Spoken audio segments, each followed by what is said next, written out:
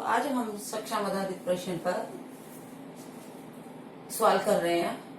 इसमें हमारे परिमाप के सवाल बहुत महत्व रखते हैं। तो जैसे हमारे पास एक फिगर बनी हुई है, इस फिगर में पूछा है कि छायांकित भाग का परिमाप बताओ। तो छायांकित भाग का परिमाप का मतलब ये है कि जो शेडेड पोर्शन है उसका ही परिमाप बताना है, पूरी फिगर का नहीं बताना हमने। तो इसको बताने के लिए परिमाप में कई बच्चे गलती करते हैं, सोचते हैं 2 ये हो गए 3 ये हो गए, चलो इकट्ठा मल्टीप्लाई जोड़ कर दिया लंबाई जमा चौड़ाई। नहीं, हम कोई भी इसका एक पॉइंट ले लेते हैं। एक पॉइंट से जब हम चलेंगे तो वहीं पे हमें वापस भी पहुंचना, तो हम ऐसे चलेंगे, ऐसे चले फिर ऐसे जाएंगे। हमें आउटर बाहर की बाउंड्री होती है। परिमाप क्या होता है?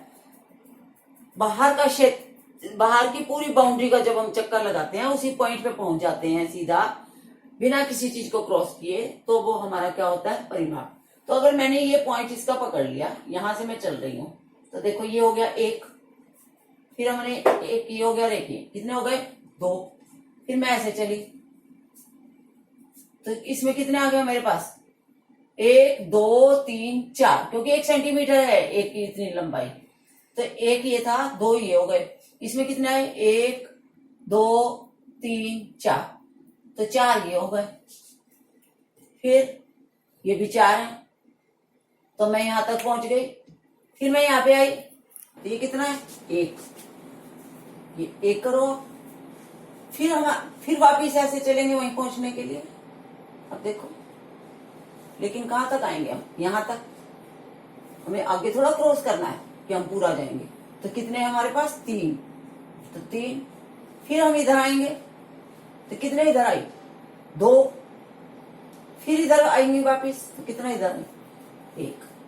तो हमारे पास टोटल आप देखो, 1 और 2 3 4 7 4 11 12 3 15 2 16 15 2 17 और 1 18, तो 18 सेंटीमीटर इसका परिमाप होगा। तो आगे से आप सीधा भी गिन सकते हो, फटाफट हाथ रखोगे। ये नहीं है कि हमें इतना लिखना ही जरूरी है। 1 और 2 3, 3 और 4 7, 7 और 4 11, 1 12, 12 और 3 15, 15 2 17 और 1 18। तो ऐसे आप काउंट कर सकते हैं। तो हमारा ये हो गया 18। छायांकित भाग का प्रतिशत, प्रतिशत पूछा है। प्रतिशत मैंने पहले ही बताया था, पहले इनकी काउंटिंग कर लो। टोटल कितने हैं हमारे पास? 16। कितने हैं टोटल? 16 है हमारे पास। तो हम इसका जब ये 16 है और छायांकित भाग कितने? 1 2 3 4 5 6 7 8, तो 16 में से 8 हमें से सीधा दिखाई दे रहा है। आधा, आधा कितना होता है? 50%। तो आधा सीधा, जब आधा चौथाई हो, याद रखो कि आधा भाग 100 का आधा 50, चौथा भाग 25, 10वां भाग 10%। तो इस तरीके से कई बच्चे गलती करते हैं, 20% पूछे तो 20 बता देंगे। 20% 5वां भाग होता है हमारा। छायांकित भाग का क्षेत्रफल ज्ञात करो। अब इन्होंने क्षेत्रफल पूछा है। क्षेत्रफल के लिए बच्चे गलती करते हैं, क्षेत्रफल और परिमाप। परिमाप में तो हमें सिर्फ ऐसे देखना पड़ता है, और जब क्षेत्रफल आता है तो क्षेत्रफल में सीधी सी बात है बच्चों, ये एक आप देखो, ये 1 सेंटीमीटर, ये 1 सेंटीमीटर, तो एक छोटे वर्ग का क्षेत्रफल निकाल लो। 1 गुना 1, भुजा गुना भुजा, यानी कि 1 वर्ग सेंटीमीटर। अब हमें क्या करना है? कितने हैं टोटल काउंट करो, चाहे बीच बीच में से भी हो सकते हैं, इसमें हमें चलना थोड़ा है। 1 2 3 4 5 6 7 8, तो 1 गुना में 8 वर्ग सेंटीमीटर। ये हो गया हमारे पास। इसी तरह इसी से हमारा एक और क्वेश्चन भी बन सकता है, पूरे वर्ग का क्षेत्रफल बताओ। तो पूरे वर्ग में क्या हमें गिनने की जरूरत है? हमारे पास एक नेक्स्ट क्वेश्चन ये भी बन सकता है, पूर्ण वर्ग का क्षेत्रफल बताओ।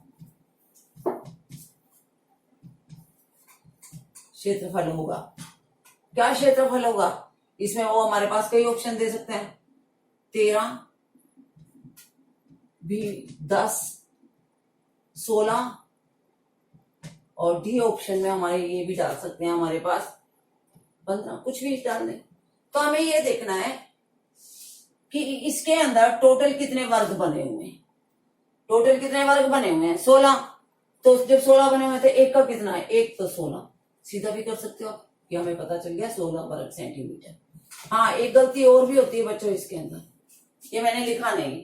वैसे इसके अंदर था कि एक में सेंटीमीटर लिख देंगे, एक में सेंटीमीटर स्क्वायर लिख देंगे।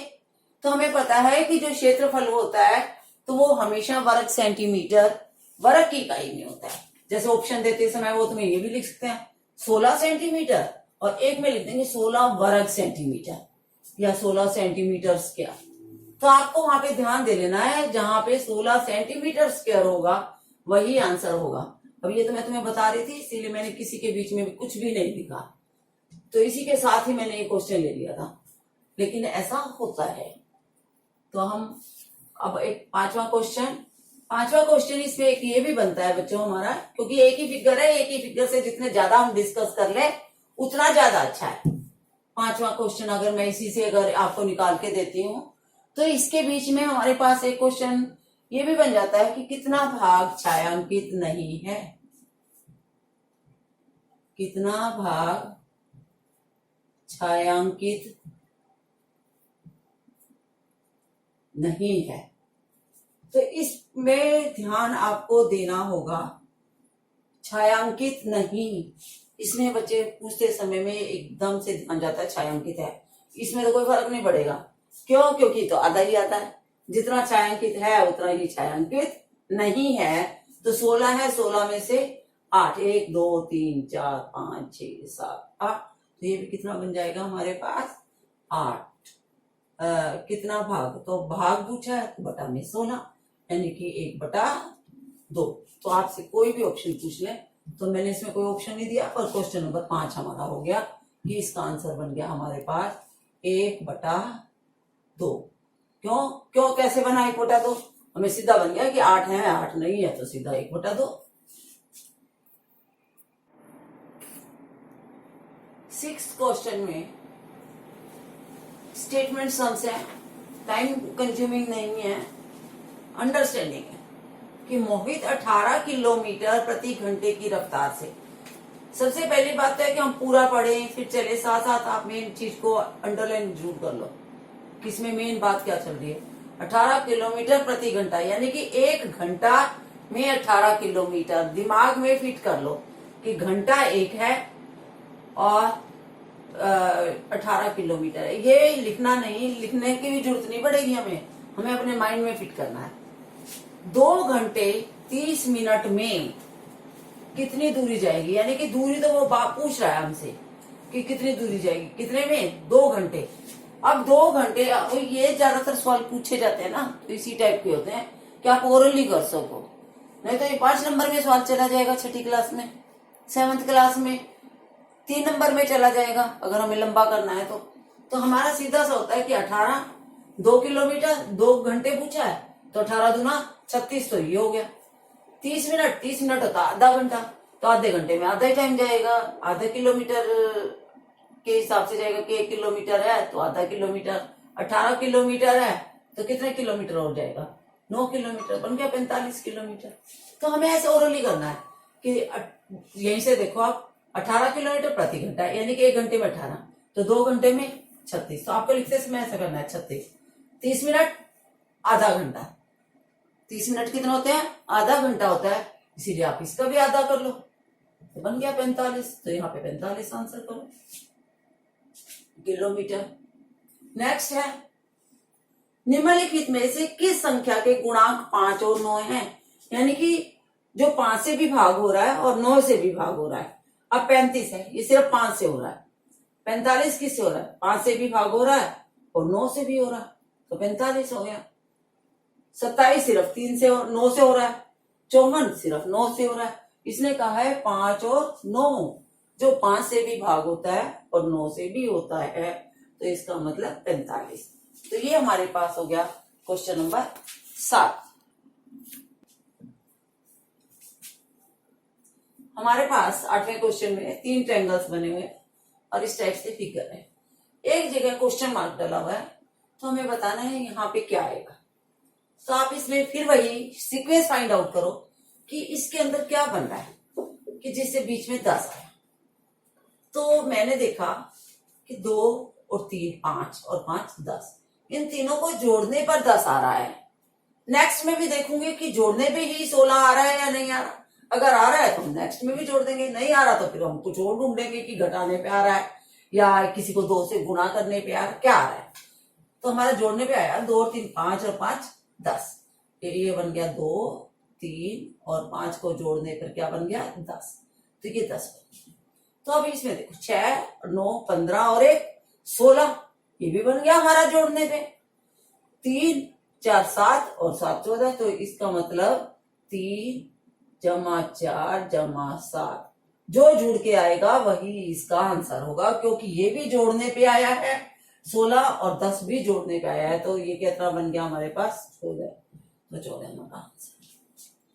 नेक्स्ट आ गया हमारा कि चीजें वही है, किसी में ट्रायंगल बना देंगे, किसी में स्क्वायर बना देंगे, किसी में कोई फिगर बना देंगे, तो हमें सिर्फ देखना होता है। इसमें भी आप देखो हमारे पास इनमें ऐसे बना दिया जैसे त्रिभुज में किसी कोने पे लिख दें, तो इसमें ये लिख दिया। तो अब ये देखो कि यहाँ का पूछा है, तो हम कैसे भी सोच सकते हैं। हमने देखा 7 ये 4 है, तो 7 में से 3 घटाते हैं तो 4 आ रहा है, 5 में से 3 घटाते हैं तो 2 आ रहा है, तो इसका मतलब ये 14 भी इसमें से ये घटने के बाद 14 आना चाहिए। तो इसका मतलब 2 घटाने के बाद जब 14 बचेगा तो यहाँ पे क्या आएगा हमारे पास 16, तभी घट के आएगा हमारे पास। दूसरे एंगल से आप ये भी सोच सकते हो, 3 और 4 7 हो रहे हैं, 3 और 2 5 हो रहे हैं, क्योंकि हमें यहाँ का ज्ञात करना है, जो फाइंड आउट करना है उसी को ही सोचो आप इस एंगल से, तो 2 और 14 16 बन जाएगा। तो हमने ऐसे कर लिया 3 और 4 7, 3 और 2 5, ये 3 और 2 को हमने जोड़ा तो क्या बना 5, तो ये 2 और 14 को जो जोड़ेंगे तो क्या बनेगा 16, हमारा आंसर हो गया। इसी प्रकार से ये आ गया हमारे पास क्वेश्चन नंबर 10। इसमें इन्होंने सर्कल बना दिया, देखो वही है फिगर्स के, इसमें ट्रायंगल बना दिया, इसमें ऐसे बना दिया, इसमें फिगर बना दी, लेकिन ये एक ही फिगर के अंदर ये पार्ट्स हैं, तो इसी को चाहे तो 3 अलग अलग पार्ट्स में दिखा दें, इतने पार्ट को अलग लिख दूं, इतने को अलग लिख दूं। अब आप इसमें देखो कि क्या बन रहा है हमारे पास, कौन सा बनेगा बताओ, सब अपना अपना ट्राई करो। 7 दूनी 14, तो 6 दूनी 12, तो अब 12 तो है नहीं, अब मैं कैसे सोचूंगी कि, लेकिन इस साइड पे हमारे छोटे थे तो 3 दूनी 6, ऐसे भी तो बन सकता है, जैसे मैंने 6 दूनी 12 सोचा तो 3 दूनी 6 भी तो बन सकता है, तो हमारा बन गया 3, तो ये हमारे पास आंसर हो गया 3। कई बार जोड़ के भी बन जाता है, कई बार गुणा करके बन जाता है, कई बार डबल ट्रिपल करके बन जाता है, कई बार दुगना करके एक जुड़ जाता है, तो आप कैसे भी कर सकते हो। तो 7 दूनी 14, अब जैसे मैं कर रही थी 7 दूनी 14, 10 5 दूनी 10, अब मैंने कह दिया 6 दूनी 12, नहीं, लेकिन इसमें क्या आ गया हमारे पास, इसका आधा आ गया 3 दूनी 6, तो ये हमारा हो गया आंसर। तो ये हमारे 10 क्वेश्चन हो गए आज के लिए। तो 10 क्वेश्चन की भी अगर हम अच्छे ढंग से प्रैक्टिस करें तो एक सवाल के बेस पे कितने भी क्वेश्चंस को हम सॉल्व करते जा सकते हैं। Okay student.